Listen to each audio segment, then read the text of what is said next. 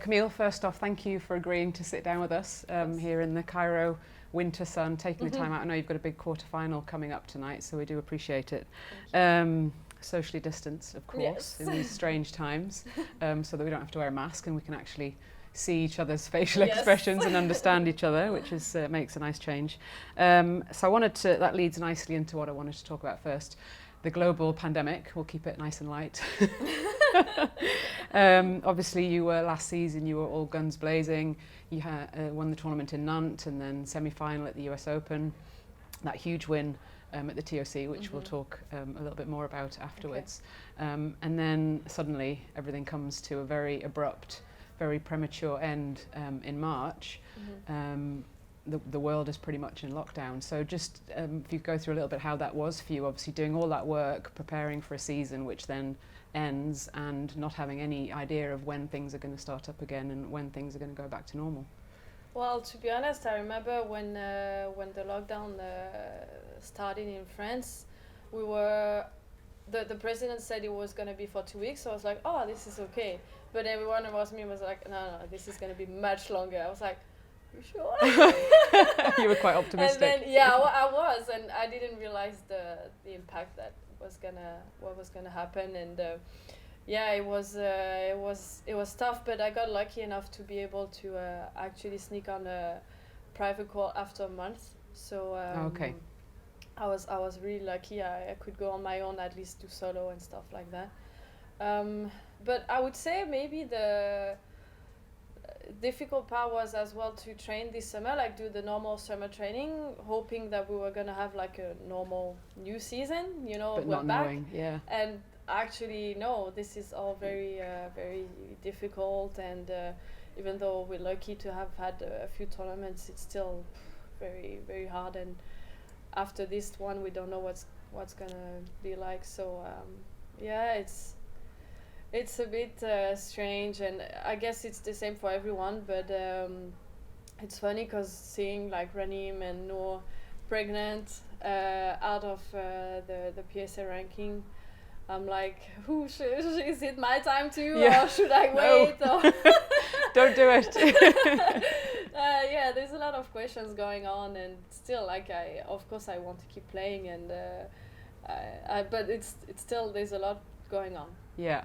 Do you feel like maybe that those retirements have come maybe slightly earlier than they would have done otherwise because of that reason? Maybe. Yeah. I mean, I feel like for Noor, yeah, I think so. Ranim, we talked about it, and she was felt ready. like, yeah, she was ready. She had enough, and now that she sees like the training of the girls or like matches, she's like, oh, thank God, I'm finished. Yeah, that's a good way to be if you've Exactly. stopped. Yeah, you don't want to be watching and wishing you were still on court. Yeah, exactly. Just talking about the retirements that we've had, obviously last year at the British Open, Nicole David, Laura Massaro changed. They were kind of a little bit more of the old guard. You've kind of spanned sort of almost two eras in squash. And now we've lost Ranim El-Walili and Noor El-Tayeb. With those young girls that are coming up, how much do you feel like they're changing the game, certainly in comparison to maybe a Nicole David and Laura Massaro, and how are you having to adapt in terms of what they're doing on the court? Well, I feel like with Noor Shobini coming like very young in the top 10, we had to adapt to her type of game already, and so maybe it's becoming even more physical, like you can see with really long matches like Hania and Naylor, yesterday. So and you can even see the body type, like it's becoming very, very fit.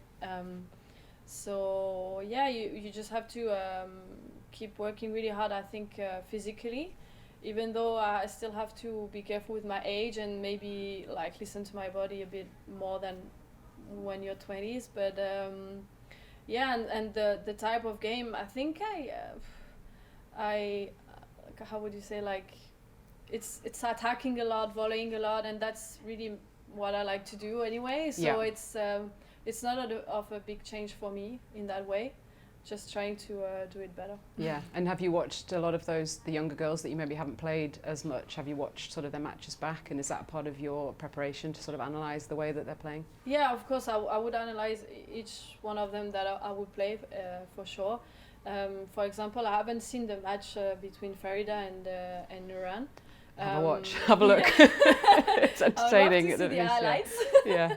But obviously that kind of girls coming up strongly, I will watch them. You have to be ready. Yes. Players like Shabini and Elwalili, they were the players that those girls were looking up to, and yet they, you're right, I think they've raised the bar in terms of the physicality they're bringing to the court, but it's a similar brand of squash. Yeah, it is. It is a similar type of game, still very attacking, very aggressive. Maybe physically even stronger, but I feel like you know what to expect in terms of, you're going to have to work hard, you're going to have to attack maybe before them, make them work, it's not that different. No, and it's always playing to your strengths rather than focusing too much on someone else's game and their weaknesses. Yeah, exactly. Yeah. And in terms of then coming back into the Manchester Open, what was that like, going straight into competitive play? You had yet another ridiculous match against Hanya after 6 months of not playing, playing squash and training, but not playing competitively. It was good. I mean, I was surprised. Like, I was a bit anxious before going there, and of course, training is never the same as competition. I didn't know what to expect with my level, and I was really happy with the way I played, the way I, being on my own as well. Like, usually I travel with Philippe and my team, and this time I was alone, and it was the same for everyone. But I was happy with the way I found, my tactic on my own, and like stay calm and stuff like that. So it was actually quite good, because you were forced to sort of work things out on your own a little bit. Yeah, that was positive at the end. Okay, and then going back to the beginning of the year, obviously the Tournament of Champions is such a huge event. It's probably one of, if not the most popular event on tour for the players. The venue, that court's so special. What was that like? What was that feeling like, winning such a sort of historic and popular tournament at that point in your career?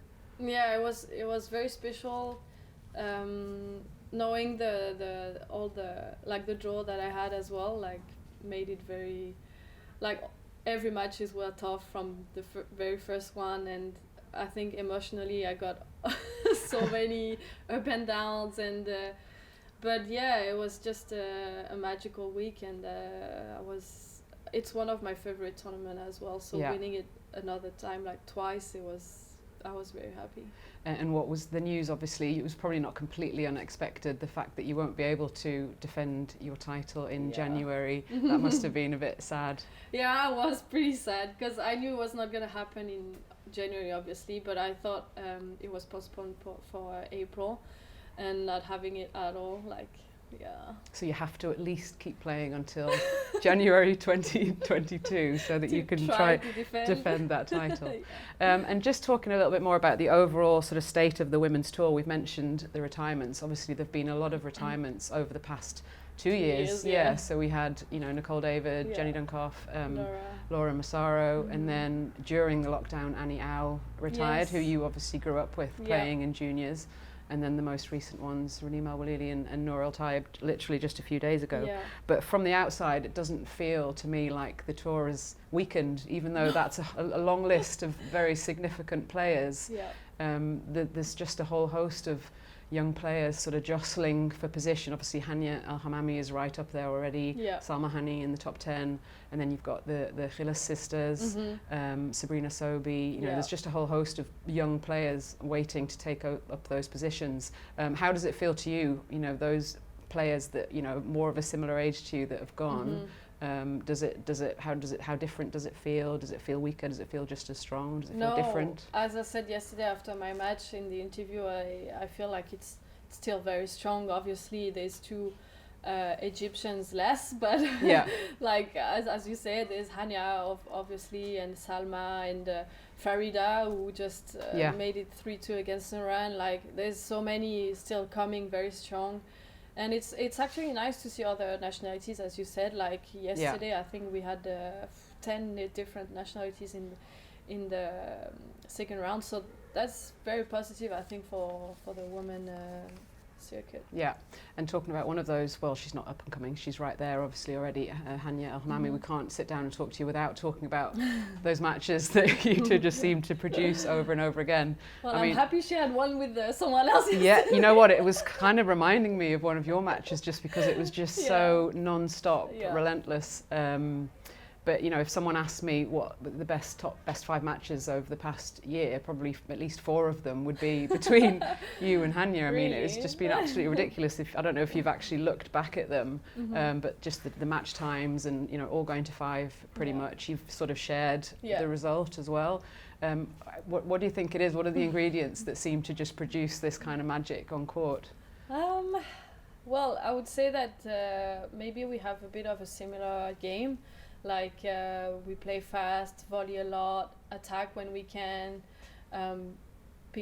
she picks up a lot of balls. Like I think she might be the best to get all these shots in the front. Like her technique, her movement is really good, and I guess we're both very big fighters as well. Like I don't know, it's just very similar, and both stubborn, you don't give much away. We try not to. Yeah, well, even the games, every game seems to be long. There's, you know, so many tie breaks, and that makes for very, very long matches. And how has that affected you, think, when you've then gone on into tournaments? What do you mean? Just sort of physically, mentally having those big battles, sometimes later in tournaments, but sometimes maybe in a quarterfinal. Yeah, well, now every time that happens, I'll think about my TOC tournament, and I know I can do it. Like the very first match, I played 5 games, then 4, another 5. So physically it was intense. I was lucky to have a few days off, which is like, for example, this week I don't have any if I go all the way through.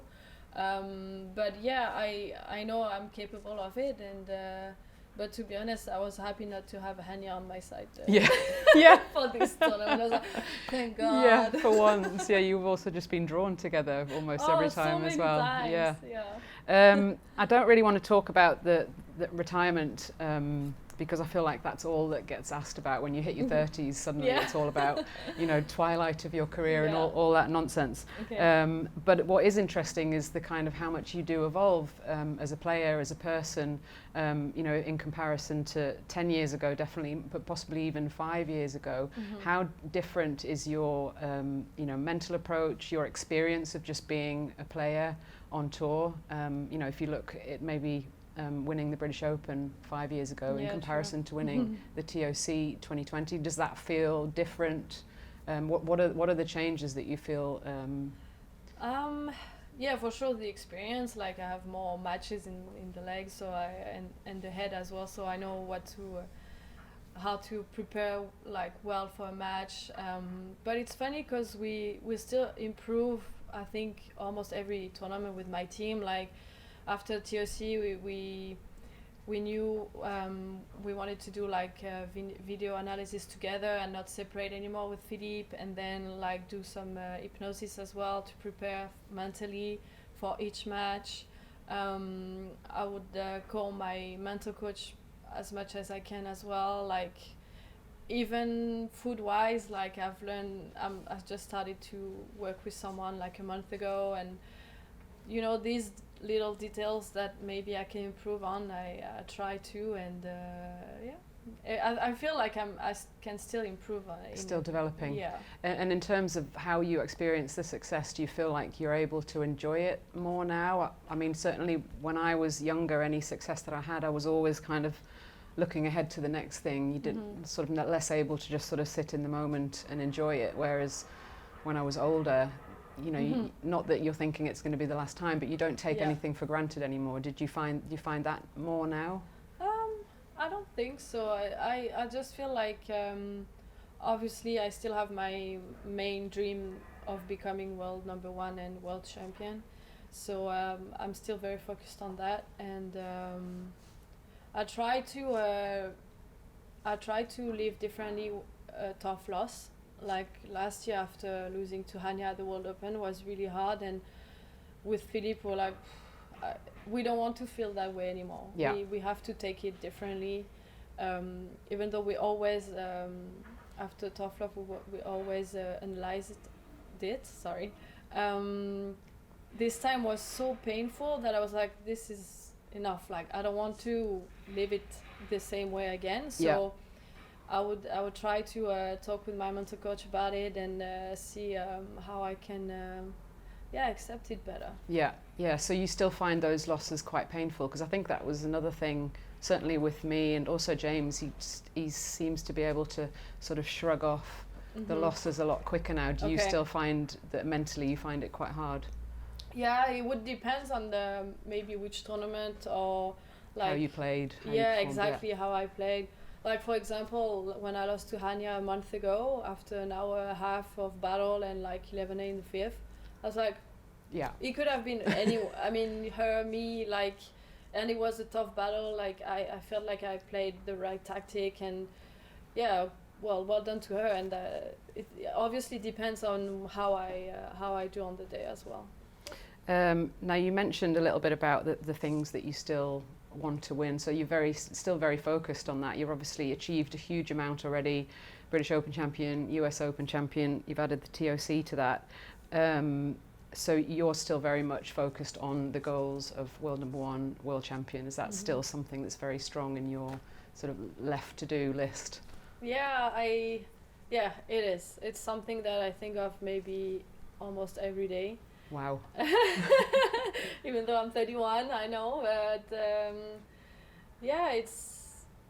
I don't. It would be hard to retire if I don't at least get one of them. Really, that's great. That's still very ambitious. I mean, I'm not saying that you're not going to do it. There's every chance that you'll do it, but I think a lot of players would maybe be, I don't know, more philosophical in their approach and thinking, you know, I'm just going to do what I can do and see what happens. But you're very sort of focused still on those two goals. I am, but in the same way, my dad one day told me, you know, you've achieved so much already. You should maybe realize that the journey is the most important and not really the result. And it got into my head, and I was like, that's a really cool say, and I'll try to remember. But still, if I can make it, I'll be even more happier.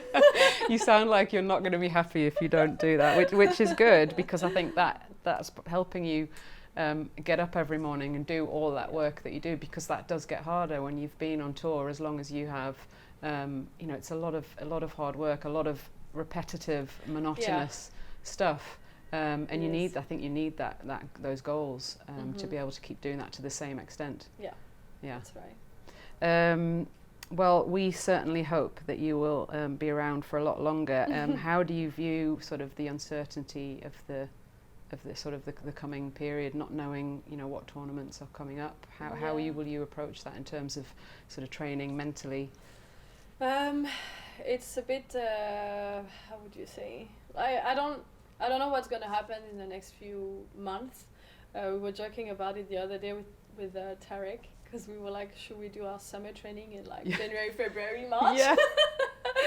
In case there's suddenly the summer might be full of tournaments. Exactly, that's what we're thinking. So I don't know. I guess we'll see how it goes. Talk about it with Philippe and my team, and because obviously you don't want to train too hard and be exhausted or even mentally exhausted before it all starts. So I'll try to listen to myself, see how I feel, even mentally, when I need like maybe a few days off. Take them, and we'll see. Hopefully it gets better, and and it's the whole world gets better. Yeah, exactly. I mean, it's the same for all the players, I guess, and possibly harder for some of the younger ones who are, you know, they don't have that experience, and to get them through it, and also they're just dying to get a place in tournaments. I'm training with some of them, and it's hard. And they need that match play more probably than the more experienced players, so it's tough for everyone. Yeah, I know. Well, we're here, we're still playing a tournament now, so let's enjoy the one we're at. You've got a big quarterfinal coming up. How are you looking at that match? Yeah, good. I mean, we've played so many times with SJ, but it's been a while this time, so I'm happy to be playing her again, and I've just done my video analysis with Philippe, so I have my game plan, and always the ultimate professional. Thank you so much for sitting down and talking to us. Hopefully we'll do it again sometime. Yeah, with pleasure. Thank you, Camille. Thank you. Thank you.